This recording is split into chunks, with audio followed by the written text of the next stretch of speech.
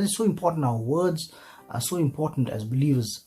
During this time too, we are applying Psalms 91, but around that, what are we saying?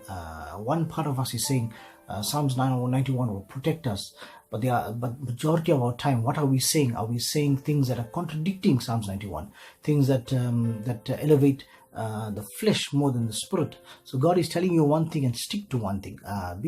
Don't be people of double-mindedness, but be people of stability, going in one direction. If Psalms 91 verse 1 says, "He that dwelleth in the secret place of the Most High shall abide," so remain, let it be a permanent dwelling place. Let's look at verse 15 of Philippians verse 2 as to why we shouldn't be complaining. It says here that he may be blameless and harmless, the sons of God, without rebuke, in the midst of a crooked and perverse nation, among whom ye shine as light in the world. Now you need to understand that during this time, you must never forget that you are the light of the world. Sometimes we as human always look for signs and wonders, and sometimes we are believing what people say, prophetic words about the COVID is coming and when it will start, when it will end, when it will restart again. Yes, it's well and good. We can validate these words of prophecy in line with what God allows us to see. But more than that, we need to understand that we are the light of the world, and our focus is to direct people during this time to knowing Christ, to getting a revelation of Christ, to asking yourself, what comes out of this? What does God want you to learn out of this?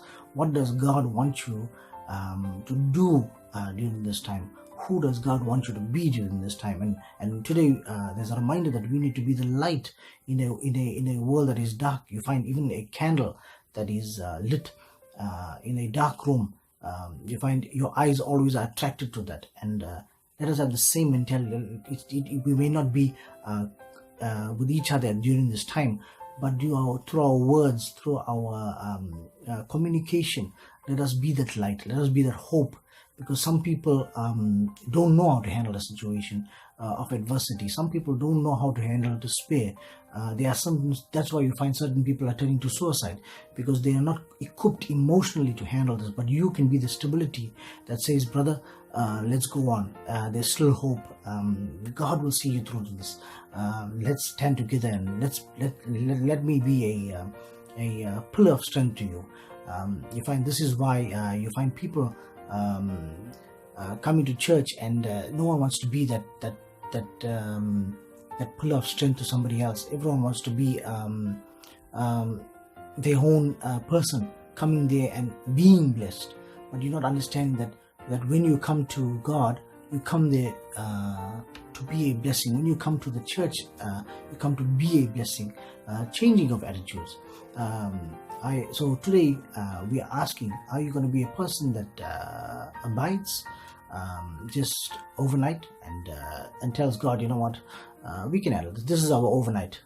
Lord, you know what, we are trusting you. Psalms 91, we are trusting you during this time, this 21 days. We're trusting you and we're placing our confidence in you. And what happens after that? After our 21 days, then we go back to our fleshly ways. We go back to our own lifestyles. So this is what we mean by abiding and then just going away overnight for a short time.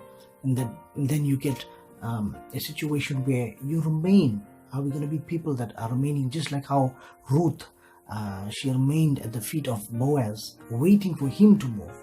And this is the relationship that you need to have, is where our heavenly Boaz needs to direct us instead of us directing him, because at the end of the day, he holds the reins.